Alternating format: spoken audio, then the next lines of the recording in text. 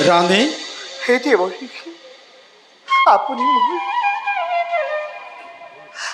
আপুনি মোৰ পিতৃতুল্য ৰক্ষা কৰিলে মোকে ঘোৰ সংকটৰ পৰা।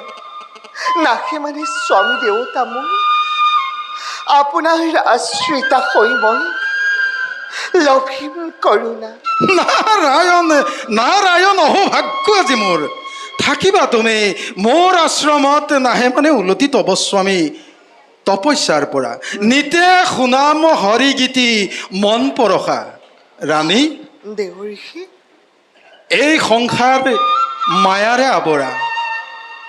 এই সংসাৰত জীৱই জন্ম লয় মৃত্যুৰ কাৰণে, আৰু দিনে দিনে সি গতি কৰে মৃত্যুৰ গহ্বৰলৈ। সেইকাৰণে শাস্ত্ৰকাৰসকলে শাস্ত্ৰৰ মধ্যত গুৰুসকলে শিষ্যৰ আগত কি কৈছে জানা? কি কয় দেৱঋষি?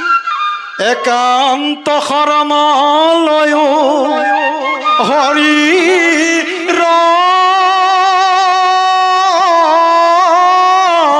চৰণে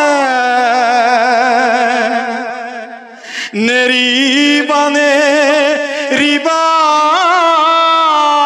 বাম্ভৈ হৰি নাম জীৱনে মৰণে। দেৱঋষি, ৰাণী, ৰাণী, সেই হৰিক কিদৰে দৰ্শন কৰিব পাৰিম? হৰিক ভক্তিৰ যোগেদি দৰ্শন কৰিব পাৰি। দেৱঋষি, এই হৰিক ভক্তি কৰিবৰ বাবে কায় বাক্য মন চিত একত্ৰ কৰি একান্ত মনেৰে নবিধ ভক্তিৰ যোগেদি তেওঁ দৰ্শন পাব পাৰি। দেৱঋষি, শাস্ত্ৰৰ মধ্যত এই নবিধ ভক্তিক ভকতিৰ 9টা পথ বুলি, দুৱাৰ বুলি উল্লেখ কৰিছে। দেৱঋষি, কি কৈছে জানা? কওকচোন দেৱঋষি। শ্ৰৱণ কীৰ্তন স্মৰণ বিষ্ণুৰ অৰ্চন পদ সেৱন দাস্য সহিত বন্দন বিষ্ণুৰ কৰিব দেহা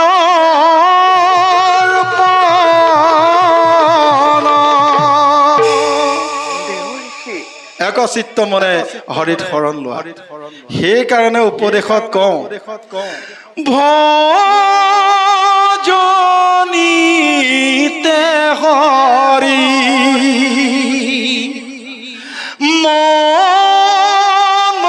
মনদীৰ কৰি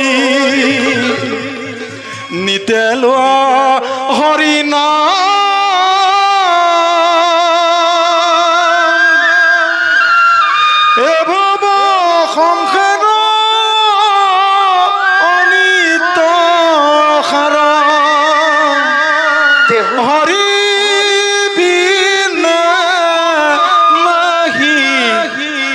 মোৰ বান্ধয় হৰি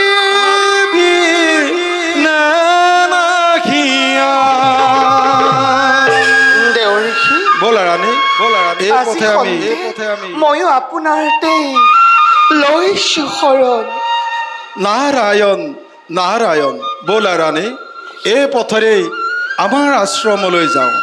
তাতেই তোমাক সম্পূৰ্ণ হৰিৰ কথা যি জ্ঞানে কয় তাকেই ক'ম। এতিয়া এটা কথা মনত ৰাখিবা, হৰিত শৰণ আজি দুজন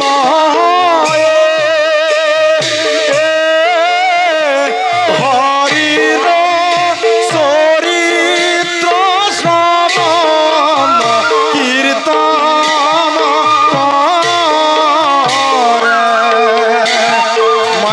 সংসাৰত সকলো সাৰ মাত্ৰ সেই হৰিৰ নাম। হৰি হৰি হৰি হৰি হৰি হৰি হৰি হৰি হৰি ঘোষি উবিদ মাজে হৰি যাৰ হৃদয়ৰ মাজে